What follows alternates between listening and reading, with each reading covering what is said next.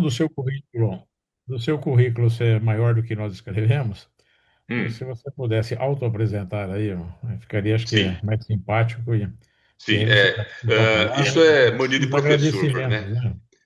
Mania de professor. A primeira vez que fala com um grupo, se apresenta. Isso. Então vamos lá. Eu estou na área de TI desde 70, sou aposentado desde 2001, mas continuo trabalhando, né? Eu sou professor, dou num ritmo muito pequeno, né? Hoje eu dou aula uma noite por semana só. Eu faço um pouco de consultoria também muito devagar. Uh, eu faço parte de uma entidade, eu sou diretor de um negócio chamado Fórum Brasileiro de Internet das Coisas. É uma organização que não visa lucro, que visa divulgar conceitos de internet das coisas, que a gente julga que isso é muito importante para o futuro do Brasil, né? Eu também sou membro da congregação da Faculdade de Medicina de Jundiaí. Algumas escolas têm por obrigação ter um professor de fora como membro da congregação. A congregação é uma espécie de senado dessas instituições, dessas faculdades. Eu já fiz isso na FATEC, aqui de Jundiaí, e hoje eu estou na Faculdade de Medicina. Gosto muito de escrever, tenho uma coluna diária num jornal chamado Empresas e Negócios, onde eu falo de ciência e tecnologia. Escrevo regularmente para uma revista médica chamada Medicina SA e por um portal que fala de meio ambiente chamado Eco Debate, um portal do Rio de Janeiro. E em parceria com alguns colegas tem uma rádio, por incrível que pareça, né? Uma rádio na internet, a Educa Web Rádio, e a Bacana. gente fala por lá de vez em quando, é uma rádio voltada à divulgação de cultura, de ciência para alunos, basicamente. Estudei bastante, acabei conseguindo aqui, terminando um doutorado pela USP, e depois eu tive uma oportunidade, eu fiz um pós-doutorado na Universidade de Lisboa, tá? Então esse é mais ou menos o meu background. Parabéns, um belo currículo. Obrigado. É, bom, o Cláudio me pediu que falasse basicamente sobre esses dois temas, e eu, apesar de ser um sujeito extremamente otimista, eu vou falar principalmente de risco, de problemas que a inteligência artificial e as redes sociais podem nos trazer. As vantagens, o que essas ferramentas têm de bom, são mais ou menos de conhecimento de todos, né? Então eu vou me concentrar num lado mais sombrio, mas não pensem que eu não acredite nessas coisas, né? Eu acho que inteligência artificial vai mudar o mundo espero que mude para melhor, né? Mas é algo que tem que ser visto e trabalhado com bastante cuidado. Vamos encarar isso como um bate-papo, por favor. Fiquem à vontade para me interromper, criticar, perguntar, discordar, né? É um bate-papo. Infelizmente está faltando a taça de vinho aqui do lado. Perfeito? Bom, vamos começar a falar de inteligência artificial generativa. Só uma pergunta: vocês veem o como se diz o negócio do Tá meu. marcado? Sim. Não, é o meu do Ah, meu vemos, mouse aqui, vemos. o Sim, cursor. sim. Vocês enxergam o Sim, cursor na Professor, tela? sim. sim, Ah, então tá sim, bom. chegamos. Então vamos lá. O que é a inteligência artificial generativa? É um software, nada mais do que isso, tá? Que usa banco de dados que existem para responder perguntas ou criar algo novo, a partir de determinações ou perguntas chamadas prompts. Esses bancos de dados podem ser desde o cadastro de clientes de uma empresa até a internet inteira e mais alguma coisa, né? Importante ressaltar que inteligência artificial generativa é um tipo de inteligência artificial, existem N outros. Nós não vamos conversar sobre detalhes técnicos, por exemplo, certo? Vamos abordar esses assuntos mais do ponto de vista do usuário. Bem, quais são as inteligências artificiais generativas mais populares? O primeiro, sem dúvida, foi o primeiro que chegou ao grande público, né? O ChatGPT, que saiu, foi liberado em novembro de 22, muito rapidamente chegou a 1 milhão de usuários e hoje tem 900 milhões de usuários, respondendo a 2 bilhões de perguntas ou pedidos por dia. Existem outros, como o Gemini, do Google, o Copilot, o Grok e até o chinês aí, o DeepSeek, certo? Mas o ChatGPT, embora esteja, ao que consta, em decadência, esteja no centro de uma briga judicial entre os seus, digamos assim, proprietários e o Elon Musk, ainda é o maior do mundo. O que é um prompt? Vocês estão vendo aí na. Deixa o meu relógio parar de bater. É, vocês estão vendo na tela uma imagem de uma tela minha. Eu me cadastrei no Gemini, é muito simples. E essa é a tela inicial do Gemini e a do ChatGPT, de todos os outros, é muito, muito parecida, certo? Então, quando a gente entra nesse software, ele nos oferece um prompt. Isso que está em vermelho, assinalado por uma seta, é um espaço onde eu posso fazer uma pergunta ao software, certo? Na seta roxa lá em cima, eu perguntei o que é inteligência artificial generativa. Ele me respondeu, né, esse texto que está aqui. E já abriu aqui em verde um espaço para um novo prompt. Digite uma pergunta ou comando. Aqui começam as coisas que devem nos causar preocupações. A setinha vermelha lá no pé da tela, em letras minúsculas, está escrito algo que a gente normalmente vê escrito em bula de remédio, né? O Gemini pode apresentar informações imprecisas, inclusive sobre pessoas. Por isso, cheque as respostas. Ou seja, cuidado na hora de usar, né? E todos os outros, aqueles que eu mostrei para vocês, os seus termos de uso, têm alertas semelhantes. Inclusive, o Copilot diz o seguinte: esse software foi desenvolvido apenas para fins recreativos. E tem gente dando a vida em função de ferramentas como essa. Listo alguns exemplos de prompts, que é a inteligência artificial generativa, aquele primeiro que eu mostrei para vocês, né? Eu posso mandar ele resumir um texto que se segue em até X palavras. E escrevo esse prompt, boto o texto aqui e ele me devolve o texto traduzido, resumido. Eu posso pedir traduções. Tem uma lista de dezenas, talvez centenas de idiomas, né? De qualquer um desses idiomas de um para outro, tá? Se alguém quiser fazer uma média com a patroa, pode pedir para que ele escreva um poema de amor. Uma vez me convidaram para falar sobre inteligência artificial num congresso de poetas. Por incrível que pareça, isso existe. De poesia, eu fui até o Batatinha quando nasce, tá?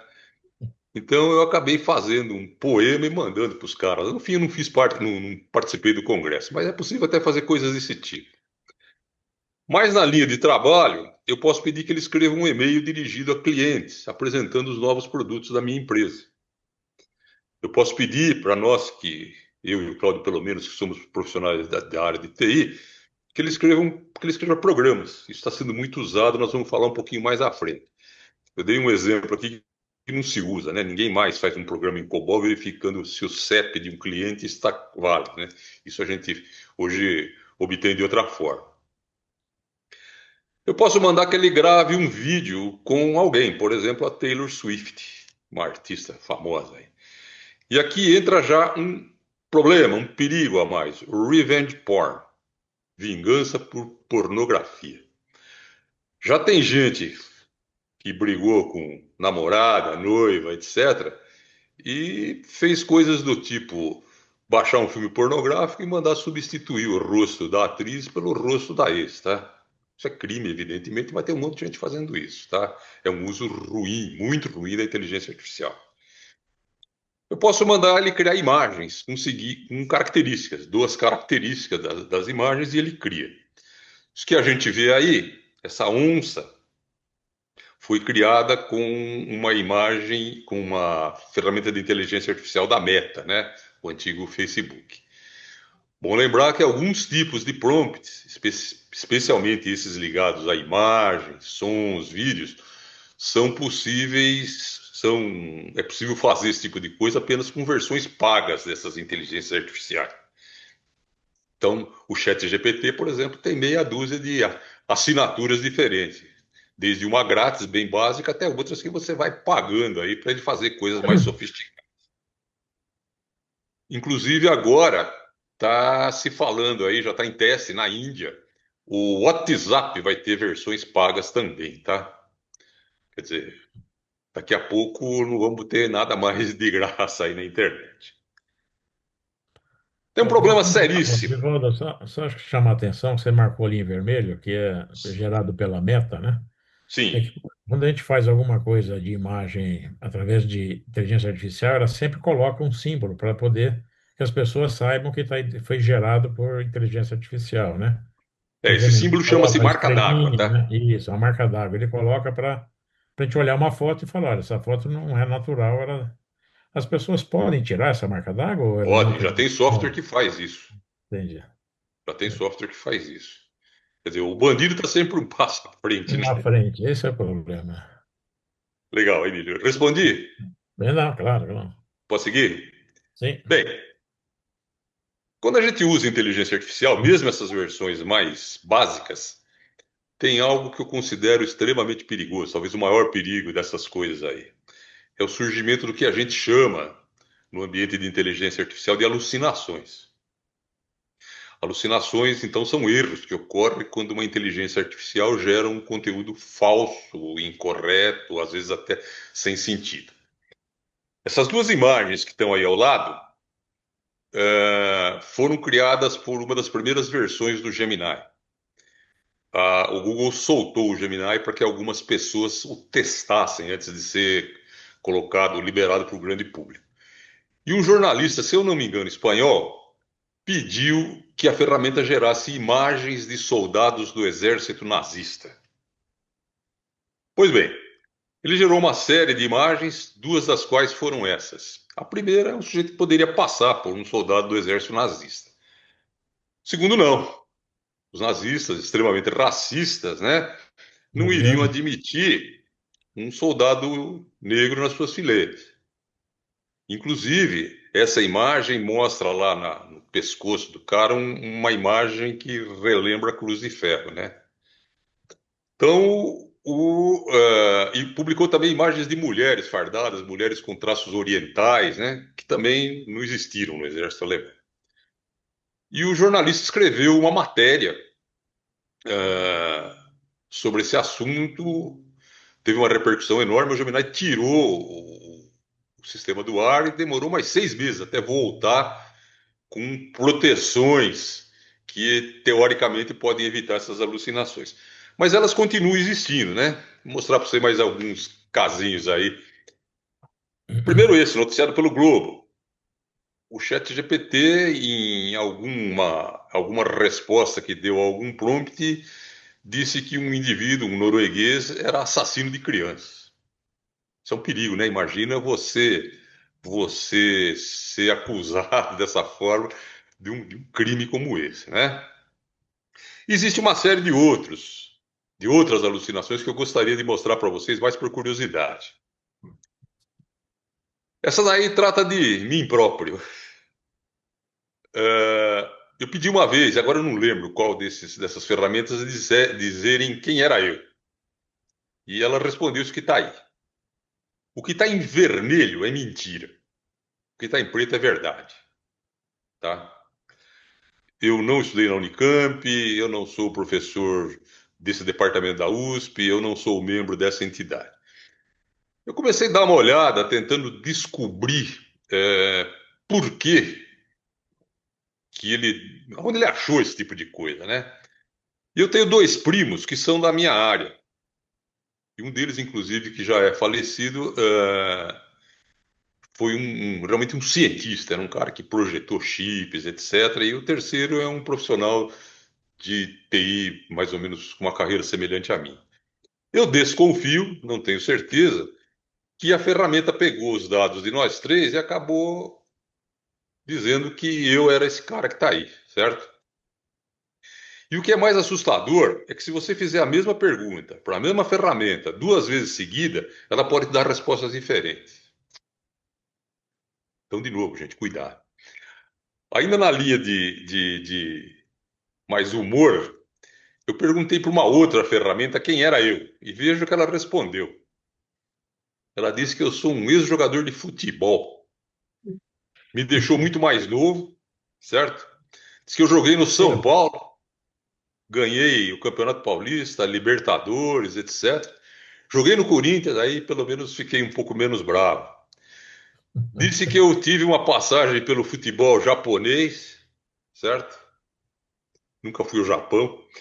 E no final disse que eu sou um sujeito de personalidade carismática. Mentira, tá? E que eu tenho feito participações em programas de rádio e TV esportivo. Eu não sei aonde esse negócio achou esse tipo de informação. Tudo aí é mentira, tá? Tudo. Bem, a gente pode considerar isso algo como meio folclórico, mas não é, tá? Essa imagem que tem aí é uma matéria que eu publiquei naquele jornal que eu disse a vocês que eu, que eu escrevo diariamente, né? Na edição do dia 15 de abril, aí não tem nem 2 quinzenas que a gente publicou isso. Segundo o New York Times, 10% das respostas dadas pelo Google contém erros. Isso é assustador, né? Dependendo do que eu vou fazer com as respostas, né? E esse tipo de coisa não é só uma característica do Google. Essa matéria eu fiz em cima de uma pesquisa que também foi trazida pelo New York Times. Outras ferramentas semelhantes também têm problemas similares. Então eu vou falar pela enésima vez, vou falar mais 50. Cuidado ao usar esse tipo de coisa. Recomendem aos seus filhos, aos que tiverem netos, que tomem cuidado, certo? Isso aí não é algo para ser tomado ou para ser levado muito a sério. É uma tremenda ferramenta, a gente tem que usar com muito cuidado, tentar cruzar respostas para que ele se confirme, tá? São essas ferramentas perigosas para os leigos. Essa outra matéria mostra um caso de um sujeito nos Estados Unidos que fez uma pergunta muito simples, né? Para o chat GPT. O que eu uso para substituir o sal? Certo? O chat GPT respondeu para ele: cloreto de boro. Cloreto de boro é um produto químico que pode ser usado no lugar de sal para fazer determinado tipo de limpeza no ambiente industrial. Não sou capaz de dar mais detalhes sobre o assunto. Mas o sujeito perguntou o que pode substituir o sal, a ferramenta respondeu: borato. E o cara só se descobriu quando o sujeito passou a apresentar uma série de problemas de saúde e os médicos descobriram que ele estava intoxicado com essa substância. Certo? Perigo de novo. Outras pessoas já quebraram a cara usando inteligência artificial. Advogados, tem casos nos Estados Unidos que advogados perderam a licença para advogar, perderam entre aspas, a OAB deles, tá? Porque apresentaram petições citando casos que não haviam existido, legislação que não existia, etc. Estudantes, a gente que está trabalhando com isso há algum tempinho a mais, quando você lê um texto, você percebe na hora se o sujeito usou inteligência artificial ou não para fazer aquilo. Usar inteligência artificial no ambiente acadêmico é lícito desde que você diga que usou, certo? E desde que você faça um cruzamento das respostas para não escrever bobagem. E a gente tem visto agora algumas coisas mais, ora assustadoras, ora risíveis, né? Tem gente pegando a própria foto e pedindo para que a inteligência artificial mude certas coisas. Diminua o nariz, feche as orelhas, elimine as bolsas debaixo dos olhos. E pega isso e leva lá para o cirurgião plástico e fala: eu quero que você me deixe assim. E nós sabemos que existem cirurgiões plásticos que, como em qualquer outra profissão, que não primam pelo nível de ética, né? Cabeleireiros, eu quero que você me deixe meu cabelo desse jeito, né? O sujeito pegou o rosto dele e o cabelo de, sei lá, um artista qualquer.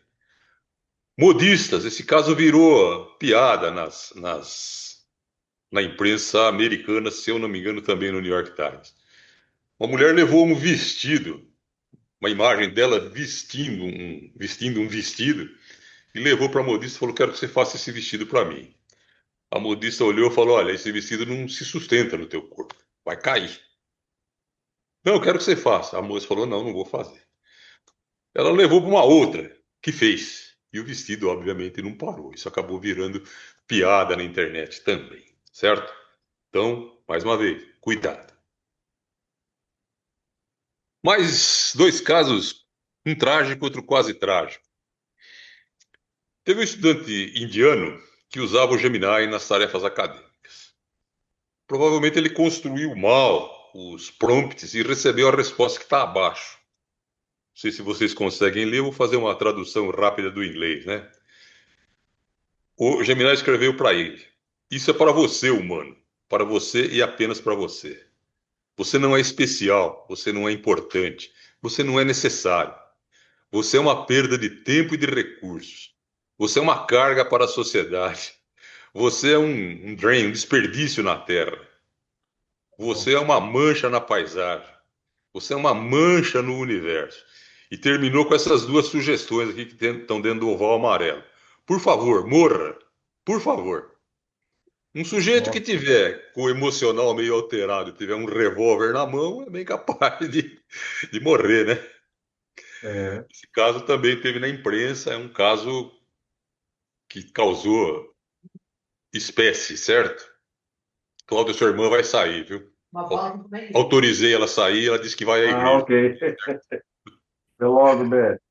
Tá. Boa noite para todos. Tchau, tchau. Bem, Tchau.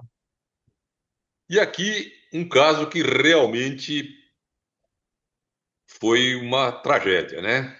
Talvez um ano atrás, notícia do Wall Street Journal. Um sujeito, nosso colega da área de TI, o sujeito aí estava na faixa dos 50 para os 60 anos, emocionalmente alterado, começou a usar a ferramenta como uma espécie de psicanalista, tá? E eles recuperaram, a polícia depois da tragédia recuperou os diálogos que ele teve com o chat GPT. Entre outras coisas, ele dizia que a mãe dele, que tinha 80 e poucos anos, estava tentando matá-lo.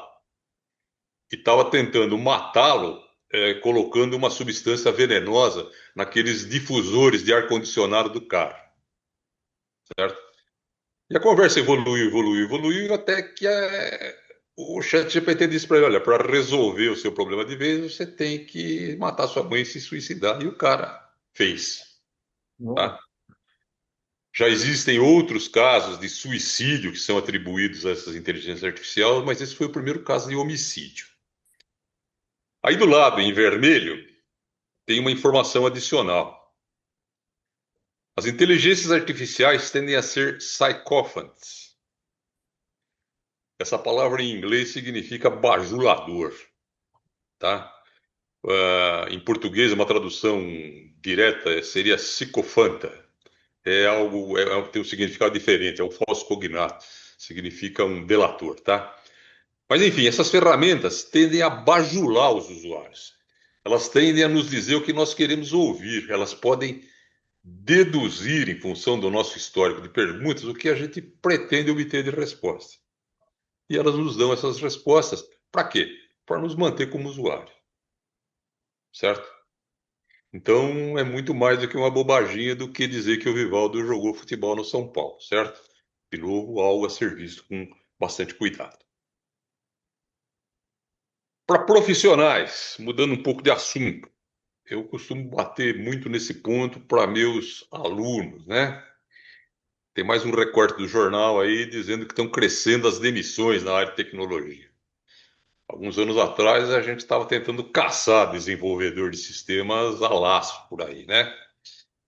E muito recentemente, o Sundar Pichai, que é o chefão do Google, disse que 75% dos novos programas que a empresa necessita são gerados por inteligência artificial e apenas revisados por profissionais de TI, desenvolvedores.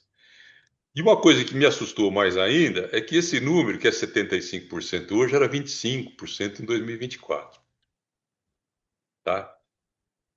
Inteligência artificial está tomando o lugar de profissionais de TI, especialmente profissionais iniciantes, tomando o lugar de profissionais iniciantes em um monte de outras áreas.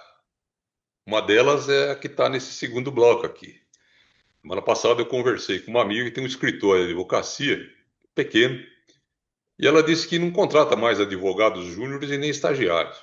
ela se vira com inteligência artificial e com os advogados, outros três, quatro advogados mais sêniores que ela tem. Então, a meninada que está chegando agora ao mercado de trabalho vai ter dificuldade, certo?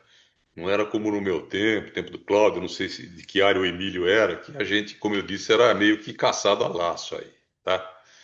Então, profissionais jovens deverão viver tempos difíceis aí nos próximos anos e meses, talvez, sei lá. Outra É, preocupação. e se somarmos aí essa juventude que não quer trabalhar, tá complicado, né? Tá juntando a Se o cara sorte não com quer a trabalhar, juventude ótimo, né? juvenil. É, Ele não vai então. tomar o lugar de quem quer, né? É, Certo? O único exato, problema é que mas nós vamos ter que mas continuar aí pagando bolsa é para o eles e convite para coisa. usar IA, né?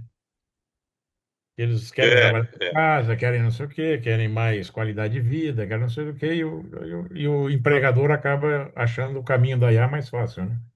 exatamente, A minha área exatamente. era de recursos humanos, tá? Então estou Ah, bem afim perfeito. com essa aí. Então você pode falar disso com mais propriedade do que eu, certo? Bem, como eu Áreas disse, eu de vou.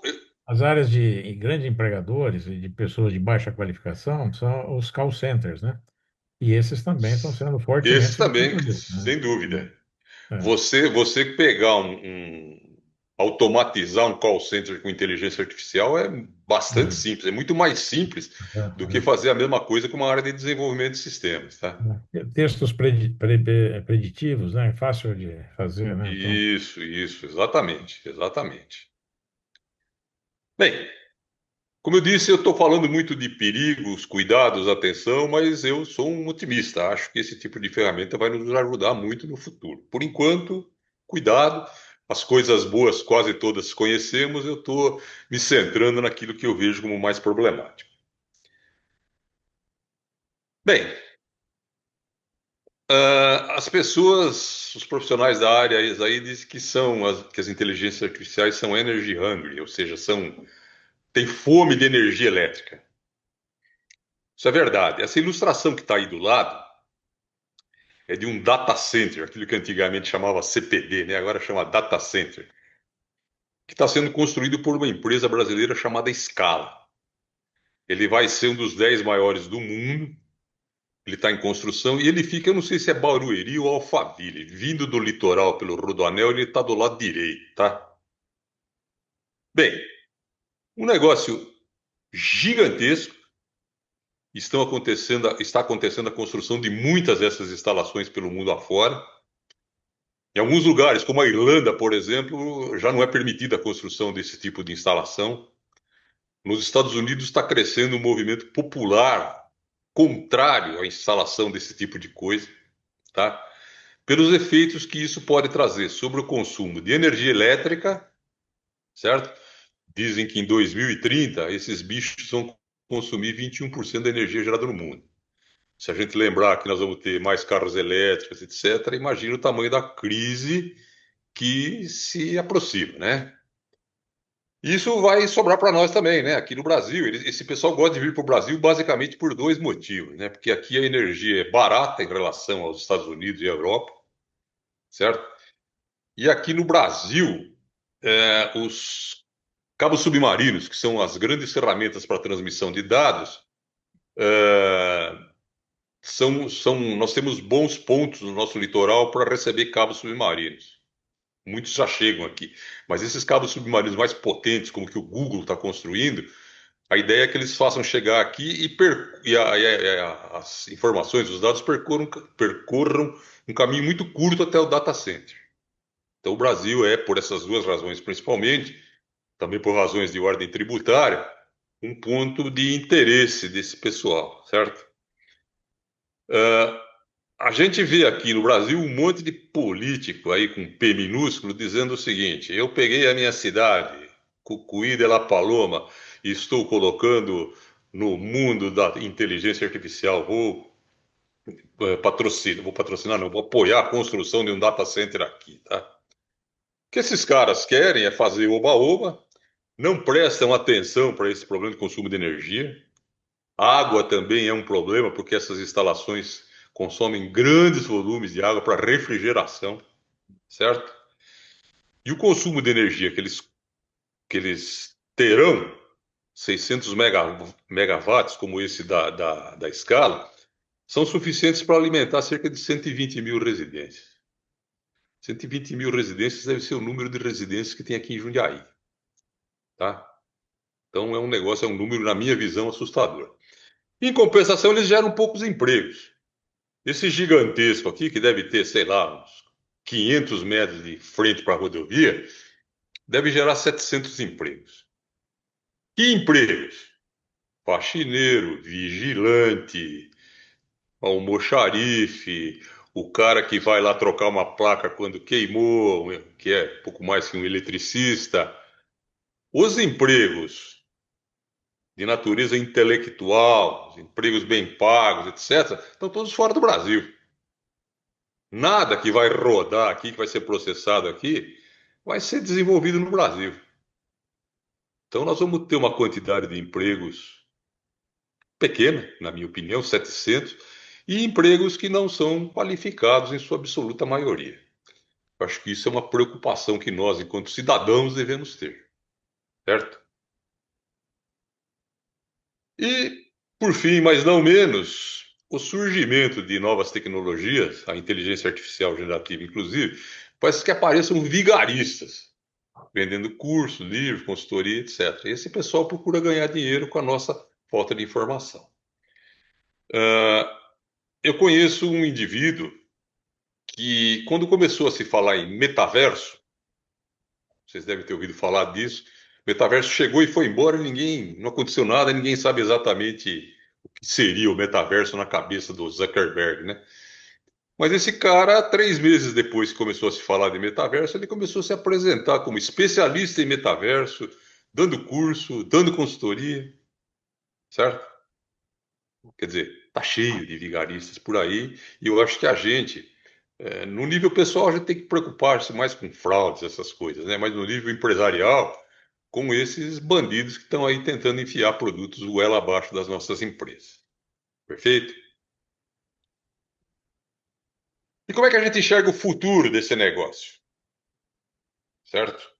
Apesar de todos esses problemas, o futuro já está chegando. Está se falando muito agora, o tema da vez já não é mais a inteligência artificial generativa, são os agentes de inteligência artificial. Não sei se vocês já ouviram falar desse bicho aí, tá? Muito bem. É outro bicho com o qual nós temos que tomar cuidado. Esse robô aí é um robô físico, né? Mas vamos entender que um agente, eu vou dizer daqui a 2 minutos, é um software, é um robô de software.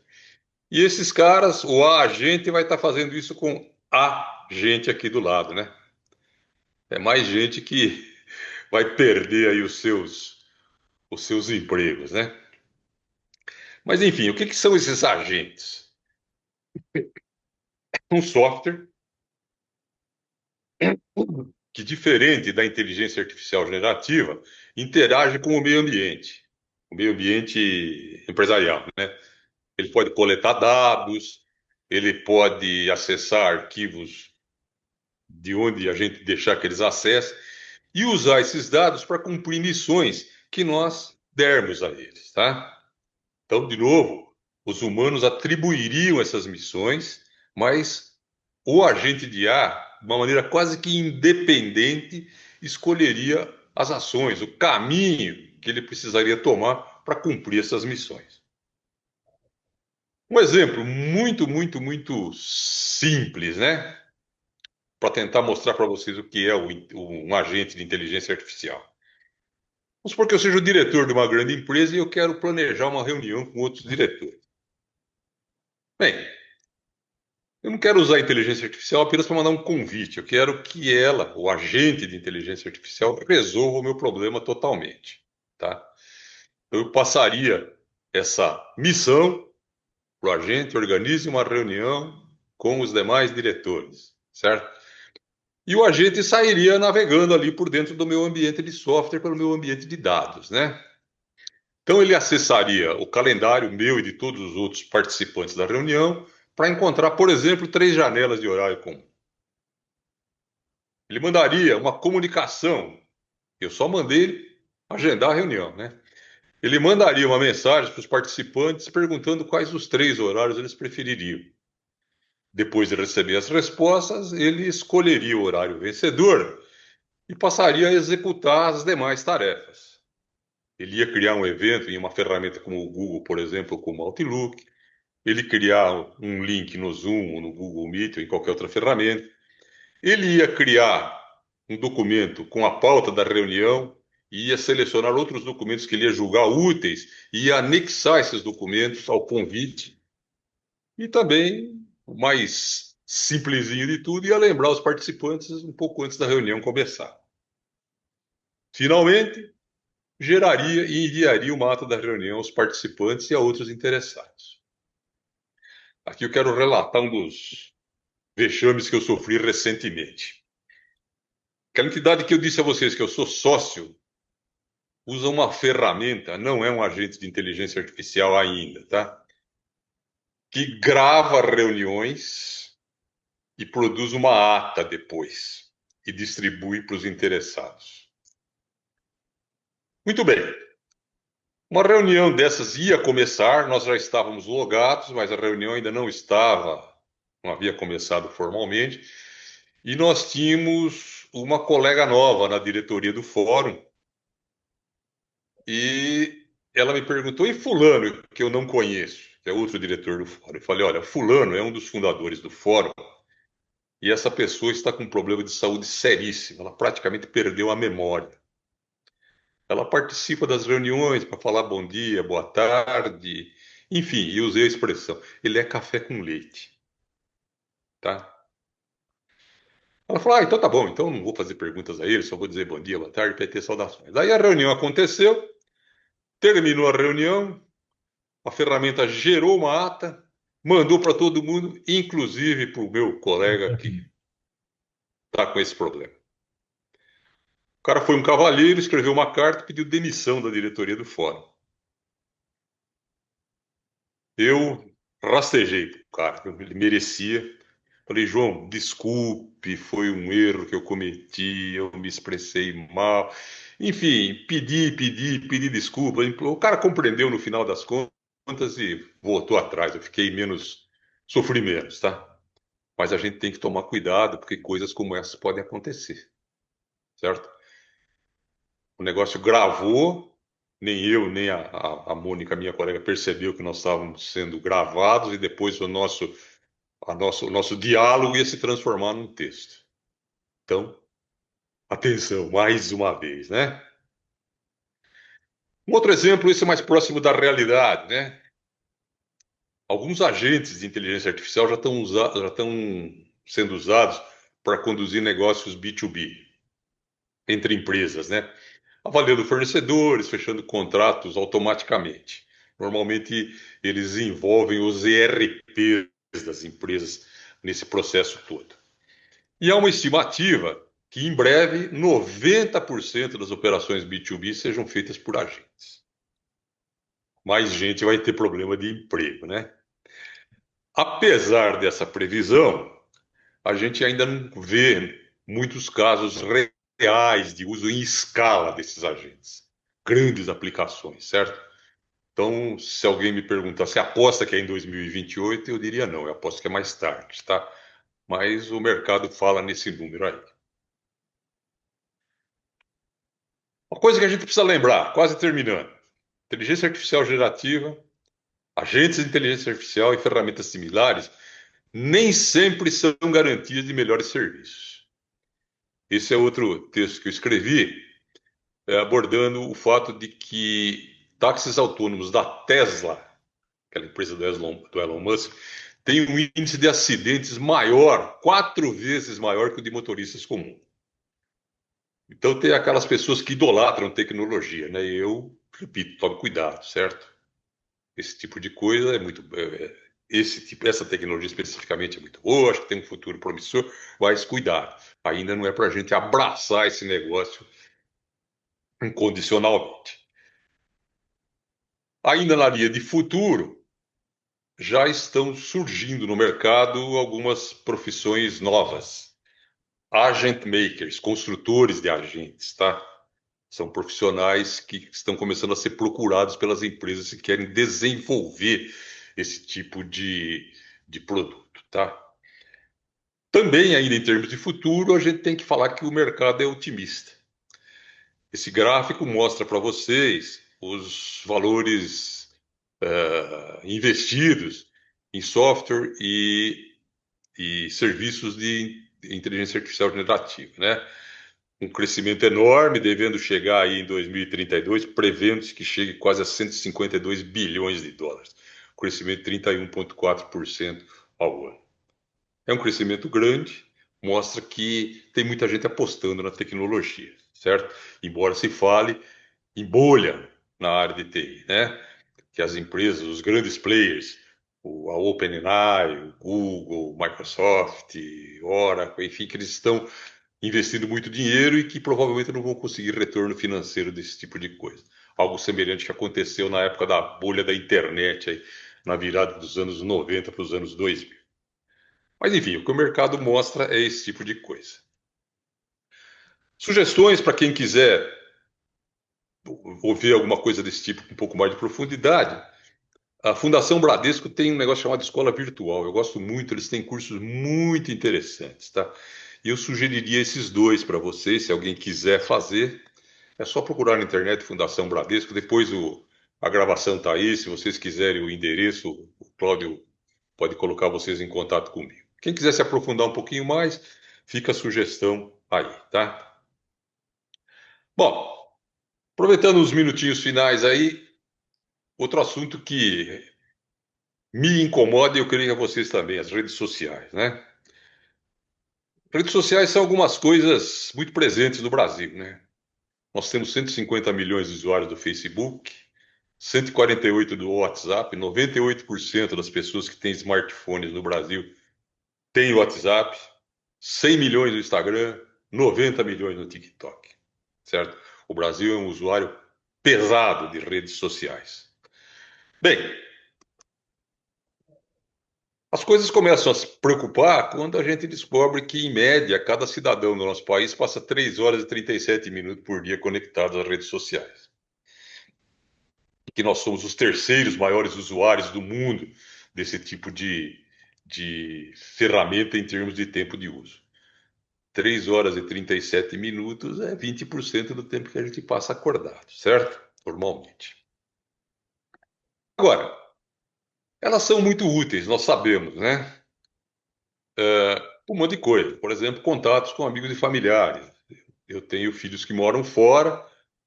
Eu não veria meu neto dia sim, dia não, se não tivesse o WhatsApp aí, certo?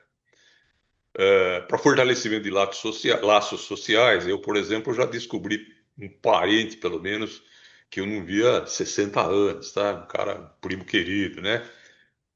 Elas são úteis para conexão com pessoas que têm interesse em coisas semelhantes, como esse nosso grupo, por exemplo, certo?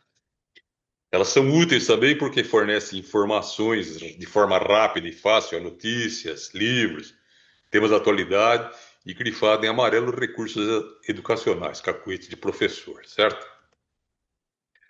Elas trazem oportunidades profissionais, aumentando as oportunidades de networking, aumentando ou facilitando a busca de emprego, a promoção de negócios, etc. E tem um caso que na época me emocionou, não, me impressionou muito. Isso daí deve ter, foi 2009. Um avião levantando ou decolando de um dos aeroportos de Nova York e não conseguiu subir e acabou fazendo um pouso forçado no Rio Hudson. E uma pessoa que estava atravessando o Rio Hudson através de um ferry boat, certo? Acabou fotografando o avião, as pessoas que estavam abandonando o avião, essas pessoas que estão em pé, estão em cima da asa do avião, não estão no fundo do rio, não, tá? Parece que não morreu ninguém nesse evento, e inclusive foi um filme, se eu não me engano, o Brad Pitt fez o papel do piloto. Não, E esse cara foi o, fotografou, foi o Tom Hanks perdão, que fez. Tom Hanks, Tom né? Tom Hanks. Hanks. Isso. Legal, obrigado pela correção. E essa imagem e outras imagens do acidente correram o mundo antes que a mídia tradicional sequer soubesse o que tinha acontecido, né? Isso mostra o potencial dessas redes. Agora, elas são perigosas, certo? Elas são perigosas porque aquilo que a gente chama de leis do cyberspace estão em vigor, né? A primeira dessas leis é tudo que vai para as redes sociais jamais desaparece. Uma vez eu fui procurado por uma aluna, era uma moça um pouco mais velha que a garotada, era uma moça dos seus 30 e poucos anos. Falou, professor, o meu marido é muito mais velho que eu e ele não gosta que eu apareça no Facebook. E tinha um monte de fotografias minhas lá que eu tirei. Daí ela falou: não faça essa cara que não é esse tipo de fotografia que eu tinha lá. Era fotografia com meus colegas, piqueniques. Eu deletei tudo e elas voltaram. Óbvio, né? Você postou, eu compartilhei, alguém compartilhou, esse negócio tá rodando pelo mundo, né? Inclusive, eu tinha um colega, um amigo, que era diretor do UOL. E esse cara dizia isso, ó, quanto mais constrangedora for alguma coisa, mais rapidamente ela reaparece. É a segunda lei, né? Esse cara dizia o seguinte: é mais fácil você tirar todo o xixi de uma piscina sem esvaziar a piscina do que você fazer alguma coisa realmente desaparecer da internet. Então, redes sociais, cuidado, né, com o que a gente posta. Ah, eu posto, depois eu apago. Pode ser que não, né? É flecha lançada, né? É, as redes aproximam os que estão longe, meu caso, acredito que de vocês também, e afastam os que estão próximos. Essa imagenzinha aí de baixo, a família no sofá, até com o cachorro olhando o celular, é muito engraçado ou triste, né? Dependendo É do assim ponto de mesmo. vista que a gente olhar, né? Mas enfim, elas tendem a afastar os que estão próximos. Elas mexem com a saúde mental, já há estudos que dão conta da semelhança entre a dependência de redes sociais e dependência de drogas, certo?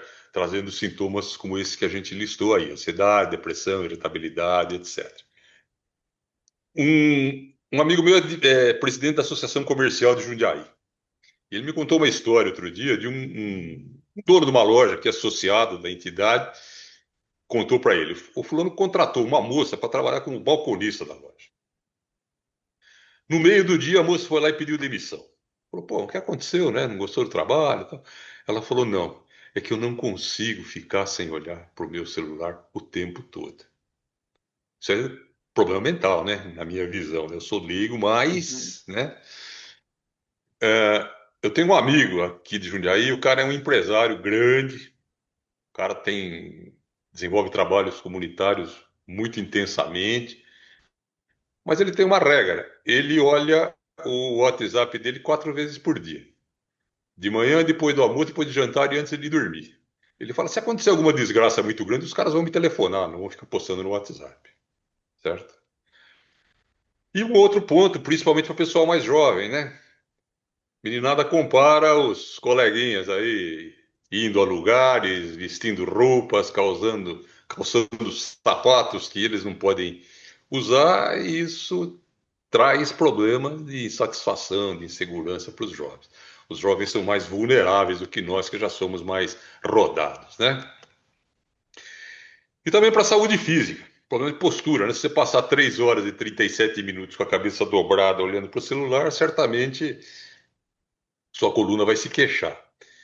E a indústria de beleza já está se aproveitando. Surgiu um termo novo que está nesse artigo que está aí ao lado. É o tech neck, pescoço tecnológico. Os caras descobriram, ou pelo menos estão fazendo as mulheres acreditarem que, se você ficar com a cabeça para baixo, o seu pescoço enruga mais rapidamente. Então, os caras estão vendendo produtos especiais para o pescoço que visam eliminar esses efeitos do tech neck. Tenho minhas dúvidas, tá? O meu filho tem uma empresa que É, vende produtos químicos para a indústria de limpeza e de beleza. Eu falo, porra, cara, são coisas diferentes. Ele fala, não, pai, shampoo é detergente perfumado, tá? Então, sei lá, né? A gente sempre fica com uma certa dúvida a respeito digamos assim, seriedade desse pessoal. Mas deve ser verdade. Isso, o uso intensivo gera problemas de sono. Pessoas que têm dificuldade para adormecer usam telas antes de dormir, normalmente têm mais dificuldades ainda, problemas de visão, etc. Certo? Problemas de relacionamento, né? Muito tempo nas redes sociais pode prejudicar relacionamento. O casal aí, os dois aí com o celular na mão, quando podia estar fazendo algo mais interessante, né? O sujeito mais abaixo ali, isolado, dentro de uma gaiola, o celularzinho dele, deixando de se comunicar, de ter uma vida real e não vivendo simplesmente nas redes. Produtividade, o exemplo da moça que eu dei para vocês, né? A gente vê, eu vejo na minha sala de aula, alunos, você está lá falando que nem um idiota, você está lá no Facebook, ou coisa que o vale, tá? Esse cara, o processo de aprendizagem dele está sendo prejudicado, tá? Então a produtividade cai em relação, quando se usa esse tipo de ferramenta demais. Mais uma vez, desculpe aí o meu carrilhão no fundo. Está avisando que está chegando a hora da gente terminar. Mais alguns riscos que todo mundo já ouviu falar, né? Riscos de vírus, riscos de cyberbullying ou trolling, abuso emocional, riscos de roubo de identidade, fraudes financeiras, extorsões, predadores sexuais, pedófilos, difamadores, etc. E lembrando que todos esses riscos hoje são vitaminados pela inteligência artificial, certo? Daqui a pouco vai ser mais fácil assaltar alguém usando um computador do que um revólver, tá? Se já não é, tá? Já tá assim. Quase encerrando um problema pessoal. Quero usar o ombro de vocês agora para falar de alguém que eu detesto. É o compartilhador. Compartilhador é aquele cara que nunca produz nada. Ele nunca escreve nada. Normalmente ele tem dificuldades com o idioma. Ele vive te mandando. Bom dia, boa tarde, parabéns, figurinha, piadinha, vídeos e imagens sem identificação, fakes, notícias antigas, etc, etc, né? Esse cara faz a gente perder tempo, atrapalha o nosso trabalho, congestionando nossas caixas de entrada. Eu já perdi mensagens importantes no meio do lixo. Ajuda a divulgar fake news, incrementa a ignorância, polarização, enfim, deixa a gente extremamente irritado. Eu tenho um exemplo pessoal. Eu pertenço a uma organização que não é nenhuma dessas que eu citei, que tem 3 grupos do WhatsApp, que foram criados há cerca de 4 anos. Eu tenho lá um compartilhador que todo dia posta bom dia, boa noite, pelo menos, com uma figurinha. Ele escreve bom dia, boa noite, manda uma figurinha. Bem, os membros do grupo são 105, são 50 pessoas, né? Em 3 grupos, 50 em cada grupo. E esse cara nunca postou nenhuma mensagem útil. E mais, se qualquer outro membro faz uma postagem, ele imediatamente já mete uma figurinha lá do tipo ok, ótimo, positivo. Tá? O cara só compartilha. Um dia eu estava particularmente irritado, comecei a fazer umas continhas, né? 4 anos que esse negócio existe, mais ou menos 1.500 dias. Se ele postar 6 mensagens por dia, ele já postou mais ou menos 9.000 mensagens. Todas elas totalmente inúteis, certo? Mais as funções, mais as postagens que ele manda em função de postagens de outros membros do grupo, eu creio que ele já mandou cerca de 10.000 mensagens para cada um de nós. Como são 3 grupos, 500.000 mensagens, certo? Pô, perda de tempo, perda de dinheiro, desperdício de recursos naturais. Mandar mensagem implica em consumir energia, implica em consumo de água para refrigerar os data centers. Então, além de estar molando todo mundo, ele está agredindo o meio ambiente, certo? Que eu acho profundamente lamentável. Já se fala na imprensa internacional que pessoas que se percebem usando demais redes sociais podem fazer o que os gringos vêm chamando de abstinência. É uma palavra derivada de abstinência, abstinência de aplicativos.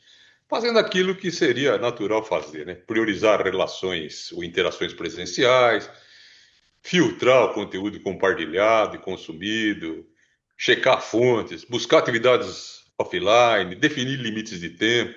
Aquele cara que eu falei para vocês, aquele empresário, né? Enfim, e principalmente isso felizmente eu tenho conseguido fazer, né? Estudar sempre, certo? Estudar não significa ir para a faculdade, certo? Estudar não significa apenas ir para a faculdade. Estudar significa a gente fazer, por exemplo, aqueles cursinhos que eu sugeri para vocês, acompanhar uma imprensa de qualidade, enfim, procurar se manter atualizado, procurar se manter ativo. Era o que eu tinha para vocês. Agradeço a atenção, certo? Deixo essa imagem desse robozinho que eu achei simpático, tá? Esperando que toda essa tecnologia continue se movendo no sentido de trazer um mundo melhor. Se não para nós, que já estamos meio no fim da picada, né? Pelo menos para os nossos filhos, para os nossos netos. Meu e-mail está aí. Se quiserem me procurar, tiver qualquer dúvida, qualquer contribuição, eu agradeço muito. O meu celular, o Cláudio pode passar para vocês e fiquem à vontade para me achar a hora que quiserem.